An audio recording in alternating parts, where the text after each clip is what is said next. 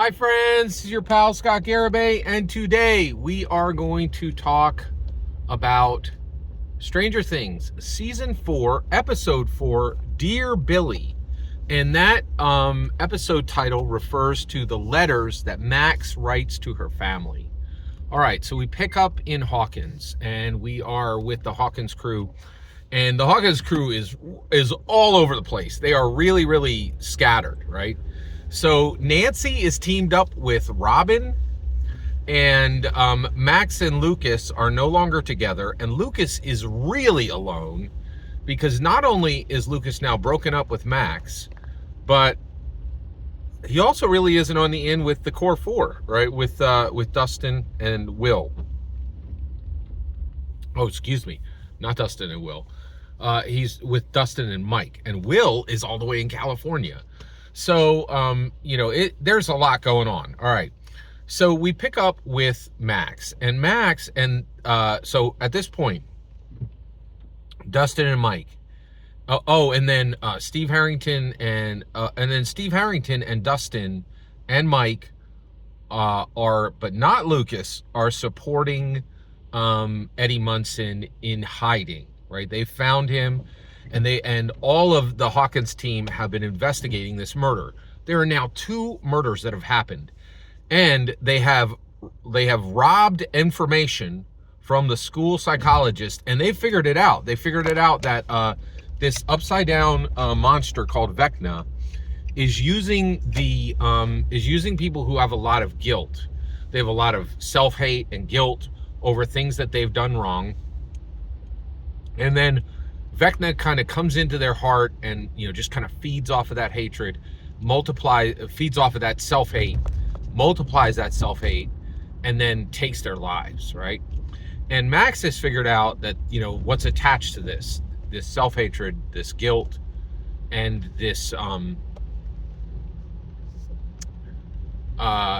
then exactly how this also hallucinations, right? And Max realizes, oh my gosh, I'm the next target, right? Because she figures this out because she was seeing the same psychologist. She has every single symptom that Chrissy had. She doesn't really know Fred Benson, but she knows that she's a perfect match for Chrissy, and she feels really guilty, right? And sad. And so she's like, I have 24 hours to live. Now, actually, when I was doing my research, when I had watched this originally, I've watched this probably 4 times, I believe. I've watched all 4 seasons of Stranger Things like 4 times, right? But I was also doing some research, and I didn't know this, but this is considered to be one of the best episodes of the entire series, right? Because of these letters. So people really liked them.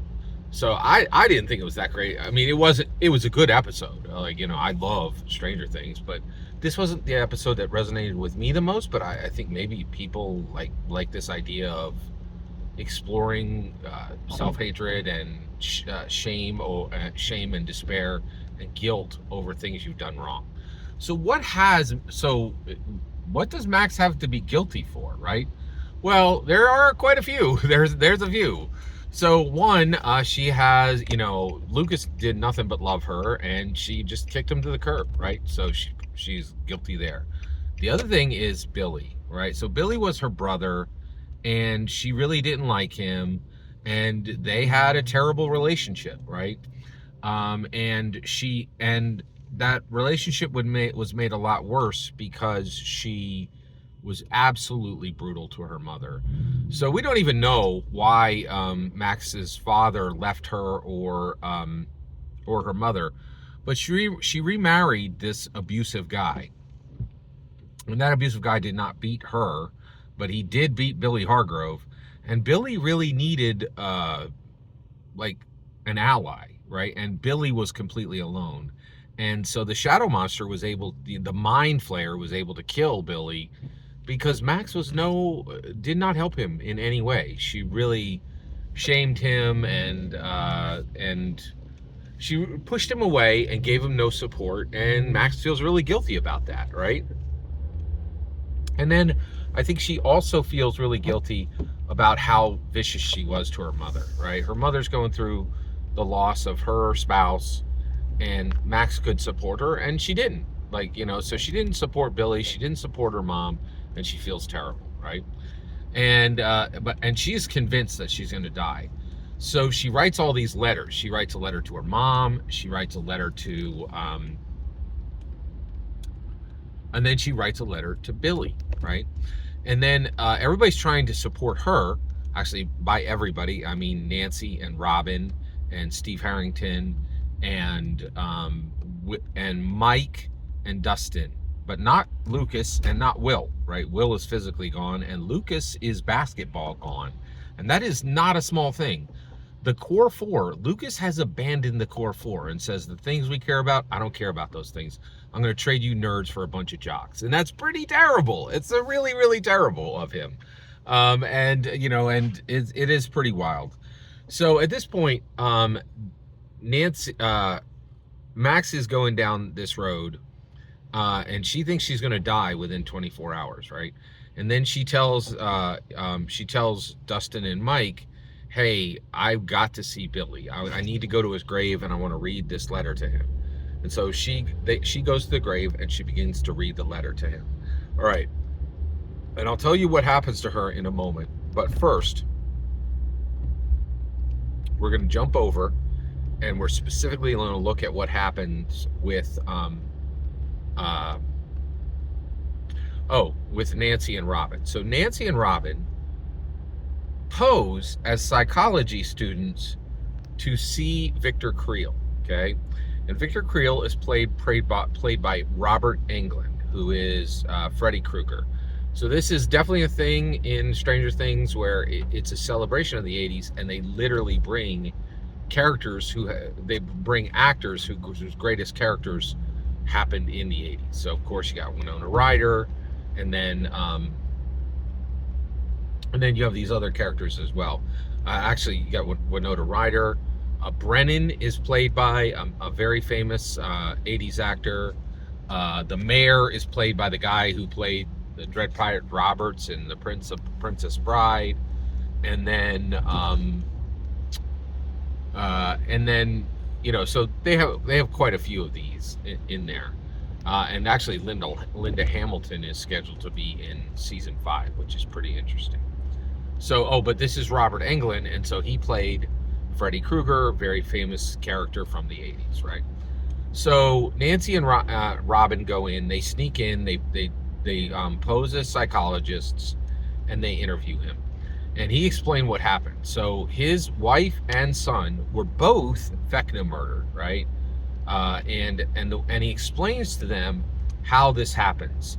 So Vecna causes you hallucinations. He actually, you open the door to Vecna with self-hatred and guilt, okay, and shame, right? And so that's how you open the door to him. Once you open that door and he comes in, then at that point he gives you hallucinations, right? And so Victor Creel, he's alive, but he's been put in prison, and the reason is he was tried for the death of his wife and his son, right? But he did not commit those murders. He's put in prison for it. He blinded himself so that he would stop seeing the hallucinations that Vecna was putting into his mind, right? But that didn't work, and he lost his wife and his kids, but he did get this. But he also says, so how was he able to break the hallucinations? One, he blinded himself, but there was one other method that he used that was effective as well, which was to ground himself with music he had heard previously, right? And so Victor, so Robin and Nancy get this information, and they have to literally run away from. They are found out right at the very end of the interview, but it's okay because they already got the information they need, and they make a dramatic run out of the asylum, and get back, and then they immediately get on the phone, and they call Dustin and Mike, and they tell them this secret about music. And so at this point, we go back to Max, and Max finally, she was right. Vecna is coming for her, and Vecna makes this play, right? Like he's already got her on the hook from self-hatred and guilt, and then he begins to give her these hallucinations, and he attacks her directly when she's at Billy Hargrove's grave reading the letter. And he levitates her exactly the same way he levitated Chrissy and Fred Benson and Victor Creel's wife and son, right? So she levitates them, and then they pull her down. Dustin and Mike pull her down, and they put her headphones on, and they put on "Running Up That Hill" by Kate Bishop, A Deal with God. This was a massive success on the part of the Duffer Brothers, and this is why these guys are worth hundreds of millions of dollars as directors now, right? Because honestly, I heard this song. If I had heard this song before the show, I would have, oh, that's an interesting song. But this thing blew up, and it was an undiscovered gem of the 80s, right? So this was not a huge hit at the time. It was a hit, but it wasn't like, and nobody really remembered it that fondly. But the Duffer Brothers put it in the show, and it perfectly matched the narrative, and it saved Max. And this really touched a lot of people. It was a very, very touching part of, and I enjoyed it. I thought it was very well executed. But for a lot of people, this was a really big deal. And that song had a huge resurgence, right?